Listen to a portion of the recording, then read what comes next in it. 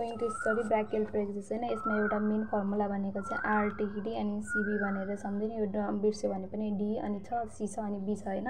So आरबाट चाहिँ root भयो अनि त्यसपछि टीबाट ट्रङ्क भयो अनि त्यसपछि अर्को डीबाट चाहिँ डिभिजन हुन्छ अनि त्यसपछि के हुन्छ डिभिजन कर्ड अनि त्यसपछि के हुन्छ ब्रान्चेस हुन्छ हैन। डिभिजन कर्ड अनि ब्रान्चेस हुन्छ। रुटबाट चाहिँ यो केबाट आउँछ C5 बाट आउँछ, C6 बाट आउँछ, C7 बाट आउँछ, C8 बाट आउँछ अनि T1 बाट आउँछ हैन।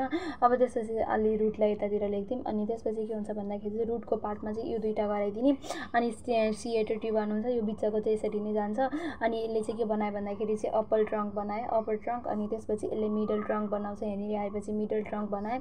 यसले गएपछि चाहिँ यसले के गराउँछ लोयर ट्रङ्क बनाउँछ हैन। लोयर ट्रङ्क बनाउँछ।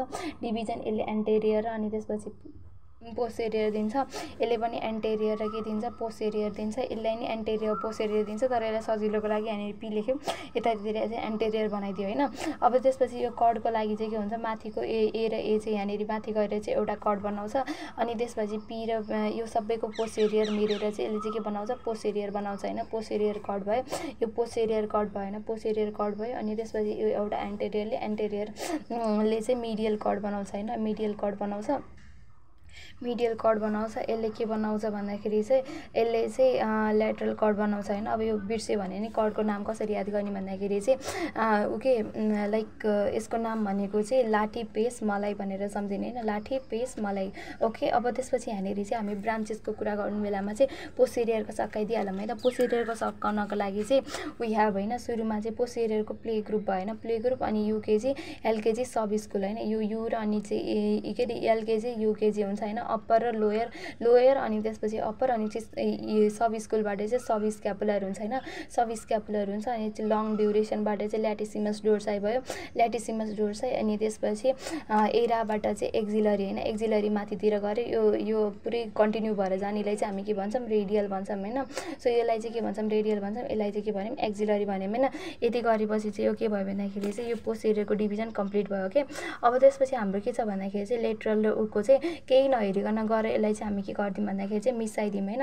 यसलाई पनि केही नगरिकन लिएर गएर मिसाइदियौँ हैन। सो यसलाई चाहिँ हामी के भन्यौँ भन्दाखेरि चाहिँ यसलाई चाहिँ हामीले लेटरल रुट अफ यु भनेको मिडियन नर्भ हुन्छ, मिडियन नर्भ हुन्छ। यसलाई चाहिँ lateral root of median nerve भन्यो। यसलाई हामी के भन्छौँ medial root of median nerve भन्छौँ। यो दुईटा गएर चाहिँ मिडियन नर्भ बनाउँदो रहेछ हैन।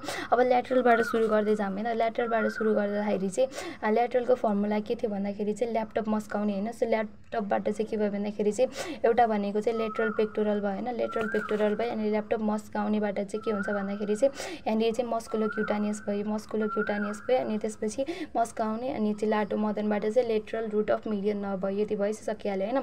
अब त्यसपछि यताबाट नै सुरु गरौँ हैन। अब त्यो लाटो मदन नै भयो नि त हैन। मदनको सुरुबाट भनेपछि चाहिँ यतातिर नि मिडियलको वाला पनि मदनमै भनेर सम्झिने हैन। मिडियल कर्डबाट के आउँदो रहेछ भनेर सम्झिने भन्दाखेरि चाहिँ मिडियलमा सी थपेपछि मेडिकल हुन्छ नि त हैन। So medial root of median nerve so यो भइहाल्यो अनि त्यसपछि median root of median nerve मदन भइहाल्यो हैन। मेडिकल मदन अनि त्यसपछि के छ भन्दाखेरि चाहिँ फर्मुलामा मेडिकल मदन अनि त्यसपछि अल्सर छ हैन। मेडिकल मदन अनि त्यसपछि के छ अल्सर छ हैन। मेडिकल मदन अल्सर अनि त्यसपछि अल्सरबाट चाहिँ अल्नार भयो अनि त्यसपछि एमएसीबाट छ हैन। एमएसी अनि त्यसपछि फर आर्म मानव भनेछ हैन। एमएसीबाट चाहिँ के भयो मेडियल क्युटानियस नर्भ फर आर्म र अनि त्यसपछि आर्मको लागि भएन। फर आर्म र के हुन्छ आर्म र अनि त्यसपछि आर्म र फर आर्मको लागि भएन। आर्म र के भयो फर आर्मको लागि भयो। फर आर्मको लागि यो फर आर्म भनौँ न हैन। अनि यसलाई चाहिँ के भन्यौँ आर्म भन्यौँ हैन। आर्म र फर आर्मको लागि भयो अनि आर्म मानव भनेपछि चाहिँ के हुन्छ भन्दाखेरि चाहिँ मानव प भनेछ हैन। सो मिडियल पेक्टोरल नर्भ हुन्छ मिडियल अनि त्यसपछि पेक्टोरल नर्भ चाहिँ यसले चाहिँ सप्लाई गर्छ हैन। यति गर्दैमा हाम्रो ब्रेकियल पेक चाहिँ सकेको छैन okay. You need to stop here. अब त्यसपछि यहाँनिर के छ भन्दाखेरि चाहिँ सुरुमा चाहिँ रुटबाट के आउँछ भनेर सम्झिनको लागि चाहिँ रुट्स भनेर फर्मुला बनाउने हैन। रुट्सबाट चाहिँ के छ भन्दाखेरि चाहिँ रुट्स भनेछ हैन।